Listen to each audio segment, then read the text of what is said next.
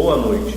Hoje o programa Nosso Melhor, na sua quarta edição, apresenta uma jogadora de futebol nascida e criada na nossa comunidade, que vem fazendo uma estrada de conquista.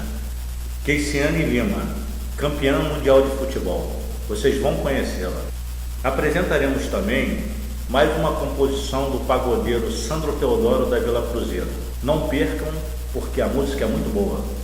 Como é de conhecimento, todo final de edição do programa Nosso Melhor, apresentamos o reitor do Santuário de Nossa Senhora da Penha, o Padre Tiago Sardinha de Jesus. E hoje, nessa edição, ele nos falará sobre o Jubileu da Misericórdia, instituído pelo Papa Francisco.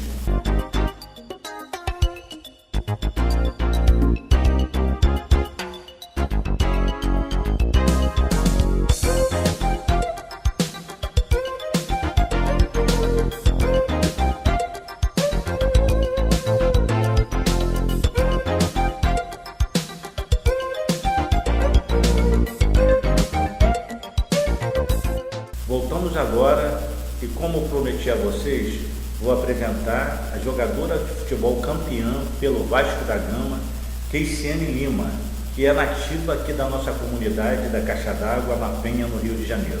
Esse é o programa Nosso Melhor, na sua quarta edição. Hoje eu tenho a satisfação de trazer uma atleta aqui da minha comunidade. Praticamente assim, família, porque os pais delas foram criados comigo. E eu tenho o maior orgulho, ela estava me contando aqui do seu currículo, que não é pequeno, de saber da história dela. Mas a gente vai botar isso em detalhes, vamos tentar pelo menos. Keiciane, tudo bom, Keiciane? Você está com quantos anos? 20. 20 anos. E você começou a jogar futebol como? Foi começando na rua, depois eu fui para as quadras, cultivando, que era uma comunidade ao lado da minha. Depois de um tempo, meu pai me levou para fazer uns testes no Vasco e foi onde tudo começou. Aí você começou no Vasco, não é isso? Sim, no clube, sim, foi no Vasco. E qual era a posição que você jogava lá no Vasco? No Vasco eu fiz teste como volante, mas acabei virando goleiro. Volante? E como é que é essa história de volante virar goleiro? Como é que foi isso? É uma história meio engraçada. Eu jogava como volante. Num torneiozinho só tinha uma goleira, ela se machucou, o professor perguntou quem tinha noção mais ou menos de agarrar, e eu, como adorava ficar me jogando, estava cansado também, eu falei que eu sabia, na verdade eu não sabia, mas acabou que deu certo, me joguei bastante, acho que fiz umas defesas boas que impressionaram ele, e acabei ficando no gol. Pô, legal. Mas você, quando começou também, tinha um detalhe, você só gostava de jogar com os garotos grandes, né? Sim, gostava de jogar com meninos maiores do que eu. Isso foi o motivo pelo qual meu pai resolveu me levar no Vasco para fazer um teste, porque ela era feminina, porque ele tinha medo da menininha dele se machucar. Ah, tá. E você falou pra mim que você gostava muito de se jogar, gosta de se jogar, né? Isso vem devido a você praticava capoeira, é isso? Sim, eu fiz bastante tempo de capoeira bem novinha. Gostava bastante, só que teve um momento que eu tinha que optar. Ou a capoeira ou o futebol. E o futebol falou mais alto. Futebol falou mais alto. Fala até hoje, né? Fala pra mim do Campeonato Carioca Sub-16. Como é que foi esse campeonato em 2009? Em 2009 foi meu primeiro campeonato pelo Vasco da Gama. A gente não chegou muito longe, mas foi um campeonato bom para ser o meu primeiro, um pouquinho de experiência, apesar de ser sub-15, sub-16, mas foi algo que depois veio crescendo. Legal. E aí você pegou uma experiência também boa nisso? Sim. E a Liga de 2010? A Liga Carioca lá de Nova Iguaçu, não é isso? Sim, todo ano o Vasco entrava nessa Liga de Nova Iguaçu. A gente foi bem feliz, né, nesse tempo que eu fiquei no Vasco, eu fui bem feliz jogando nesses campeonatos. Lá vocês chegaram até a semifinal? Sim, em 2010, acredito que foi a semifinal, chegamos na semifinal, mas no ano seguinte nós fomos campeões e no outro também fomos.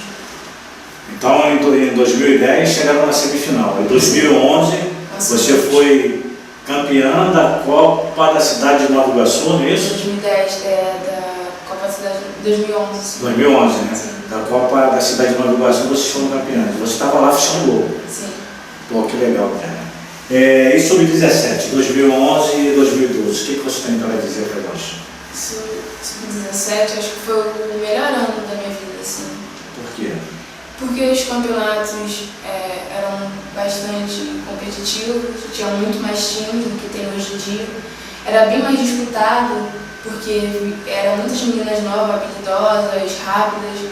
Então fazia com que se tornasse um campeonato bonito. Sim. 2011, 2012, para mim foi o ano das melhores conquistas da minha vida. Assim. Pô, que legal. E quanto tempo você ficou no Vasco da Gama? Eu fiquei de 2009 até 2014. De 2009 a 2014. Sim. Mas teve outras conquistas importantes no Vasco que você... Sim, o mais importante assim, da minha carreira foi no Vasco, foi a Ibercup, que nós disputamos em Estoril, em Portugal. Ibercup? Ibercup, o mundialito que teve, nós fomos convidados. Foi um campeonato difícil, porém muito bom, porque a gente, mesmo com tantas dificuldades que o Vasco passaram naquela época, a gente pôde conseguir o nosso objetivo, que era ser campeão, em cima de uma grande equipe que foi o Atlético de Madrid. E Copa do Brasil, você jogou a Copa do Brasil também? Sim, em 2013 eu subi para o adulto, apesar de ser ano sub-20, eu subi para o adulto para compor a equipe de cima.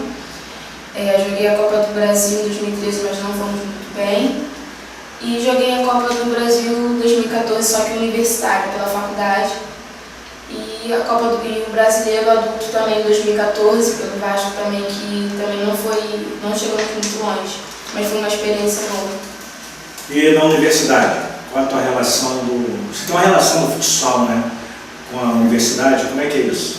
Sim, no terceiro ano do colégio, eu passei a praticar mais futsal, já pensando no ano seguinte para poder conseguir uma bolsa na faculdade, para conseguir cursar o curso que eu estou cursando hoje em dia.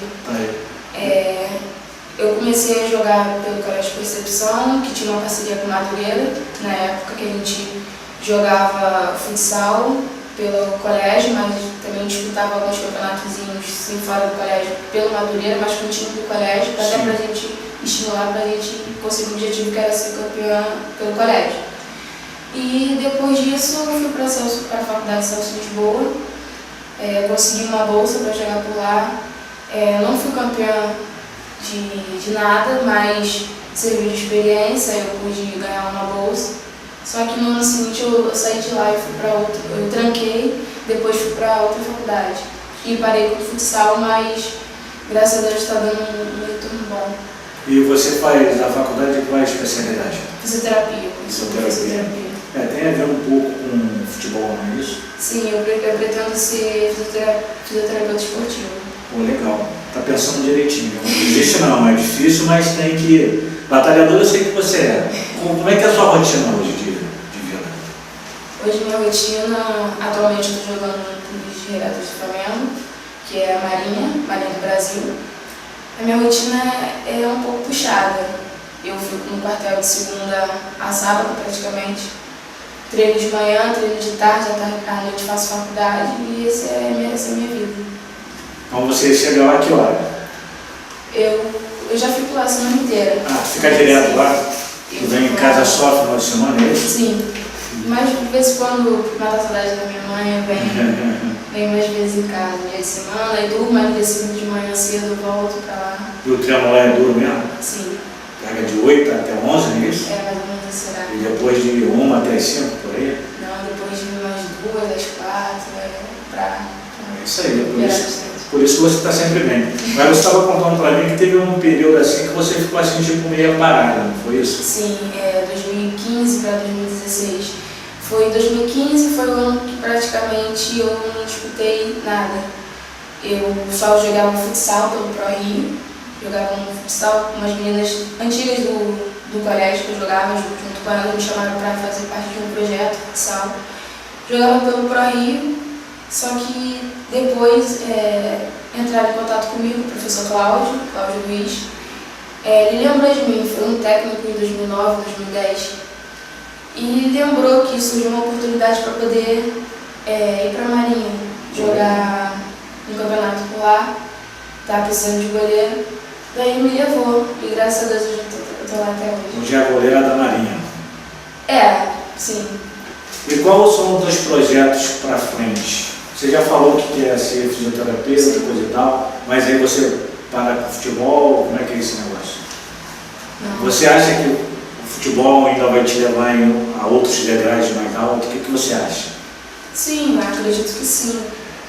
Por enquanto, meu pensamento é ganhar esse brasileiro que eles estão jogando e conseguir entrar para a Marinha, porque eu tô lá, sim, mas eu não sou de lá. É como se eu fosse e não fosse, entendeu? Eu tô lá no projeto, com a Marinha do Flamengo, só que eu não posso dizer que eu sou uma militar. Eu tenho vontade de entrar, meu maior objetivo é entrar agora na Marinha e conseguir bastante títulos por lá e pelo Flamengo.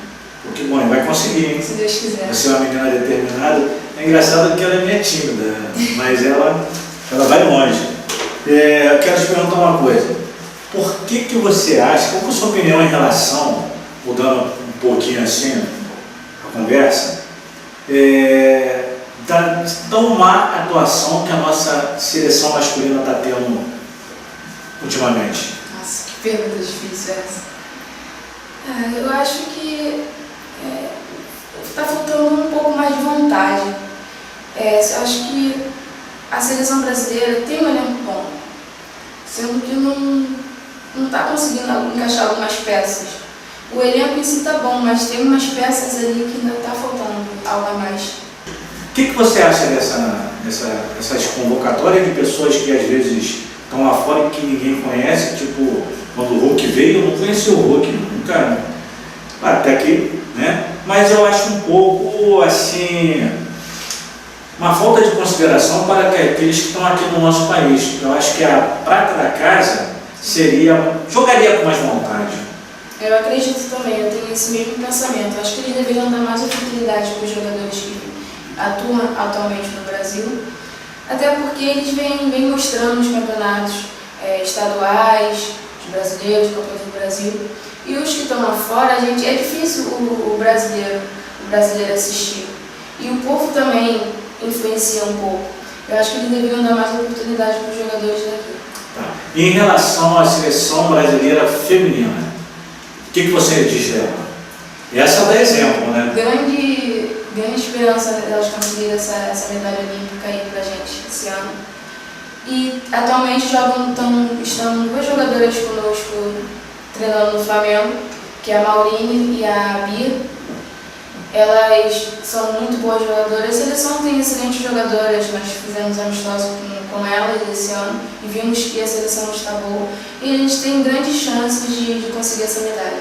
Você se inspirou em quem, assim? Tipo assim, você é uma boa goleira, né? Quem é, assim, o teu espelho no futebol? Assim, eu gostava bastante do Dida, goleiro Dida, do Rogério Ceni, e do feminino me espelho bastante na Rupsol, uma goleira americana, muito boa goleira também. Pô, legal. E eu creio que você vai ser tão boa, tão boa quanto ela, né?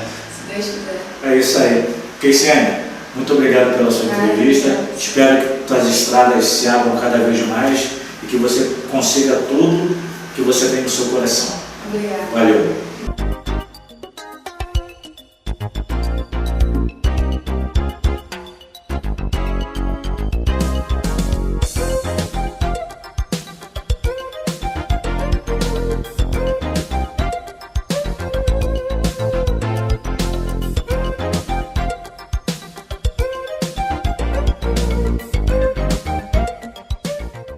Antes de apresentar Sandro Teodoro, eu quero deixar uma reflexão que há muito tempo, há mais de 20 anos, eu li numa edição de um certo jornal. E essa reflexão bateu justamente com os sentimentos que eu tinha naquela época. Eu aguardei. E eu acho ela muito interessante e muito forte, né, o que diz esse texto.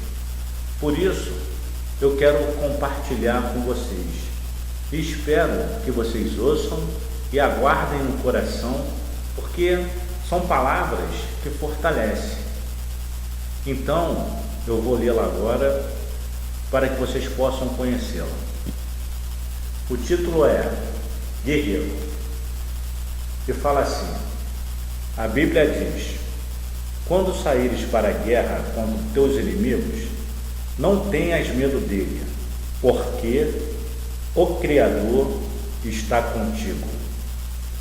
Ensinam que a guerra sobre qual a Bíblia fala é a batalha diária contra nossas dúvidas e medos.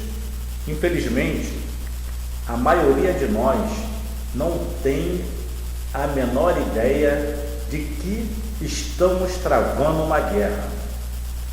Mesmo aqueles que seguem a espiritualidade a cada momento do seu dia, não sentem de fato que estamos numa batalha constante contra nossos pensamentos mais negativos e inclinações mais obscuras.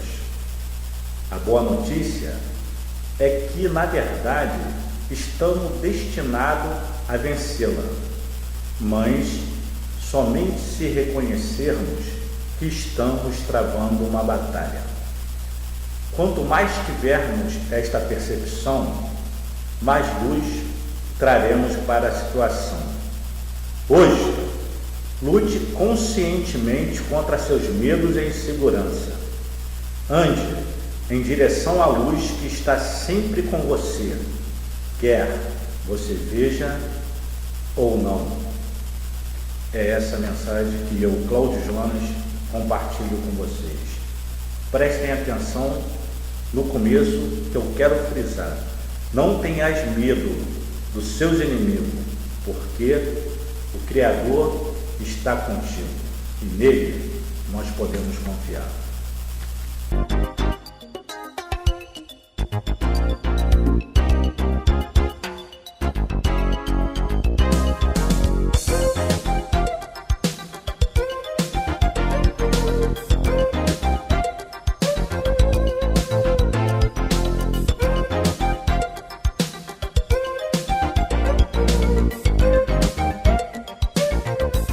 Agora, o nosso programa Nosso Melhor vai apresentar mais uma composição de Sandro Teodoro, um rapaz de muito talento da Vila Cruzeiro.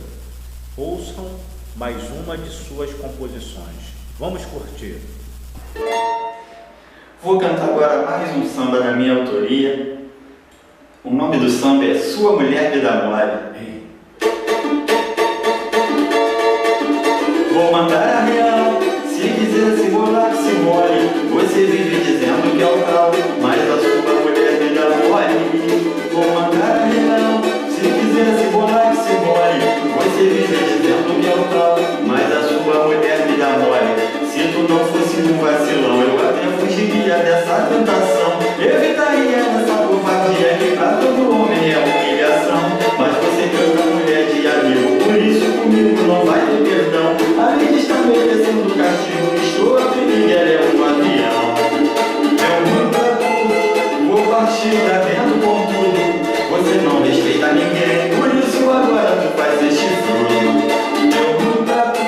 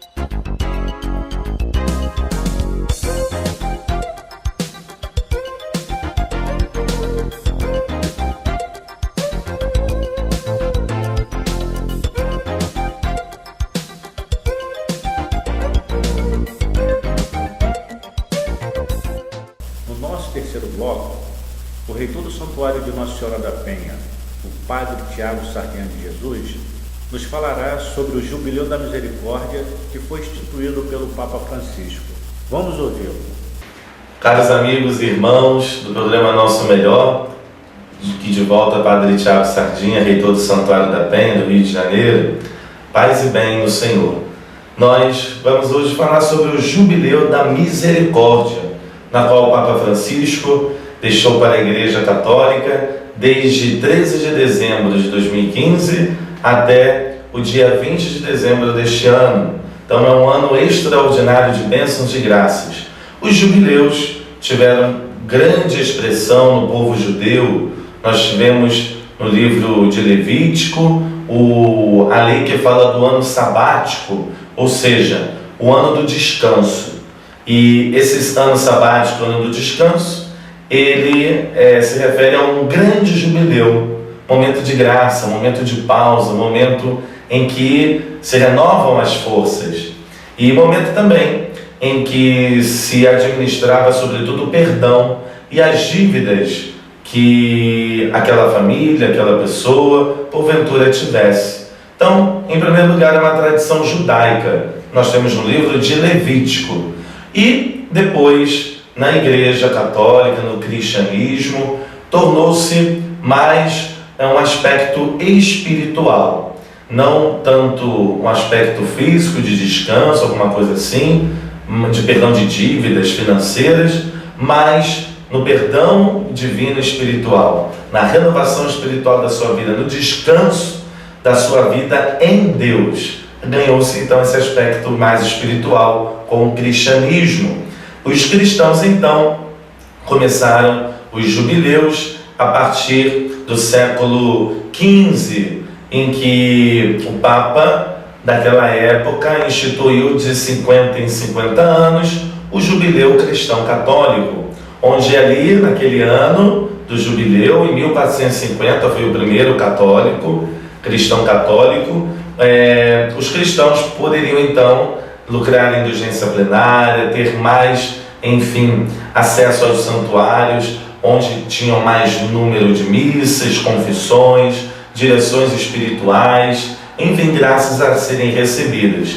Mas, como 50 em 50 anos é um período muito longo, então a Igreja reduziu para de 25 a 25 anos. E de tal modo que, até os dias de hoje, nós temos assim os jubileus. E o último que nós tivemos foi do ano de 2000, quando ainda estava vivo entre nós o nosso querido e saudoso São João Paulo II, no jubileu do ano 2000, na transição do primeiro para o segundo milênio. E no caso, o Papa Francisco, ele instituiu um jubileu extraordinário. Então, o jubileu da misericórdia, na verdade, ele é extraordinário. Por quê? O próximo jubileu, se o último foi do ano 2000, o próximo será quando? No ano de 2025, porque é de 25 em 25 anos. Mas isso ordinariamente falando. Então, como nós estamos em pleno ano de 2016, logo, esse jubileu é chamado de Jubileu Extraordinário da Misericórdia. Então, o Papa Francisco, ele adiantou, ele quis, nasceu do coração dele, fazer um jubileu na igreja, adiantar um jubileu na igreja antes de 2025 e que tivesse a temática a misericórdia de Deus. E ele vai dizer na bula que ele instituiu esse ano extraordinário da misericórdia, ele vai chamar que a essência de Deus, na verdade, nada mais é do que a sua própria misericórdia. Deus tem o rosto da misericórdia, porque Ele é um Deus incansável no perdoar. Logo, nada melhor do que dizer que Deus é rico em misericórdia. E essa ênfase o Papa quer, sobretudo, passar no jubileu, durante esse período então de graças. E nos faz recordar as 7 obras de misericórdia corporais e as 7 obras de misericórdias espirituais. As 7 corporais estão em Mateus capítulo 25, que fala dar de comer a quem tem fome, dar de beber a quem tem sede, vestir os nus, visitar os presos, visitar os que estão doentes e rezar pelos que faleceram. E as misericórdias e as obras de misericórdia espirituais é dar bom conselho, corrigir os que erram, aceitar com paciência a fraqueza dos outros, ensinar os que não sabem, rezar pelos mortos, enterrar os mortos e rezar pelos mortos. Enfim, são obras de misericórdia que na verdade até ultrapassam as 14. E aí a gente se lança àquilo na qual nós também fomos criados, para que possamos nos perdoar, nos amar e ter paciência uns para com os outros, porque todos somos falhos e só Deus é o perfeito, só Deus é o santo. Queremos ser perfeitos, ser santos como Ele é santo, conforme pediu o próprio Jesus: sede santos como o vosso Pai Celeste é santo. Sendo que sozinhos nós não conseguimos, sozinhos nem queremos perdoar às vezes, na verdade.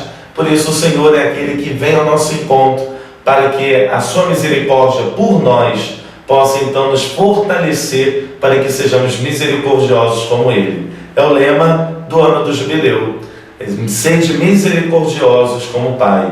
Lucas capítulo 6. Então o Papa Francisco, o seu próprio pontificado, ele tem como marca a misericórdia. Essa misericórdia que faz parte do seu lema pontifical, miserando atque eligendo, que significa em latim: com misericórdia o elegeu. É uma frase de São Beda Venerável, um padre da igreja, a respeito da conversão do apóstolo Mateus, que era cobrador de impostos, era um pecador público, odiado pela população, mas foi ele o escolhido, um dos escolhidos, e por isso São Beda escreveu essa famosa frase sobre São Mateus: com olhar de misericórdia o elegeu. E o Papa Francisco pegou essa frase para o seu pontificado, em latim: miserando atque eligendo. Então, o seu programa de Papa, ele quer transmitir para a Igreja, para o mundo inteiro, sobretudo através desse jubileu da misericórdia. E o Santuário da Penha é uma das portas santas deste jubileu, na qual faço convite para que você possa ir lá, nos visitar. É a porta principal da frente do santuário, no Largo da Penha, número 19, Penha, Rio de Janeiro. E o Padre Tiago Sardinha, com muita alegria, estará lá para acolher a vocês. E no próximo programa a gente vai explicar o que é essa indulgência plenária que se recebe ao passar pela Porta Santa no ano da misericórdia, lá no Santuário da Penha. Que Deus abençoe a cada um, que Nossa Senhora, Mãe de Misericórdia, Senhora da Penha, venha ao encontro de cada um de vocês, na qual, firmes na esperança de dias melhores, pela oportunidade que Deus nos dá, possamos nunca desistirmos de nós mesmos e de ninguém. Todos somos capazes de mudança. Em nome do Pai, do Filho e do Espírito Santo. Amém. O programa O Nosso Melhor é exibido pela TV Rio, canal 6 da NET, todas as quartas-feiras às 19 horas. Você pode assisti-lo acessando o site www.tvcerio.org.br ou também pelo meu canal no YouTube, Cláudio Jonas Oliveira. Espero que vocês tenham gostado dessa edição e espero a sua audiência na próxima quarta. Muito boa noite, obrigado, tchau.